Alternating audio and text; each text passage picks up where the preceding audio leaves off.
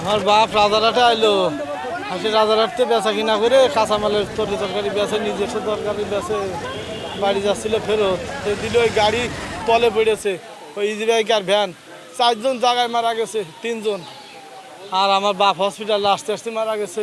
আনুমানিক আছে 11:30-11টার দিকে এই ঘটনা ঘটেছে। ওই যে এই গাড়িটা দ্রুত গতিতে আসে ইজি বাইক এবং আছে ব্যান্ডারে চাপ দিয়ে ওর পরে যারা যাত্রী ছিল তারা জায়গায় ওই যে 2 জন মারা গেছে, হাসপাতালে আরও নাকি শোনা আছে যে 2 জন মারা গেছে। যে ট্রাক যেটা মারছে আর কি, ওই ইজি বাইক আর আপনার ভ্যান দুইটার আর কি একবার ডলে দিছে আর কি। ভ্যানটা ছিল আপনার ট্রাকের তলে, আর ইজি বাইকটা ছিল আপনার একদম দলামস এক সাইডে ছিল। ইজি বাইক আসছিলাম, মানে আমরা দূরের থেকে দেখলাম যে বাম সাইড থেকে গাড়িটা পুরো ডান সাইডে চলে গেছে। একটা ইজি বাইক ছিল, সাথে ভ্যান ছিল ইজি বাইকের পিছনে, আগে ইজি বাইক মারছে, পরে ভ্যানটা চাকার তলেই ছিল।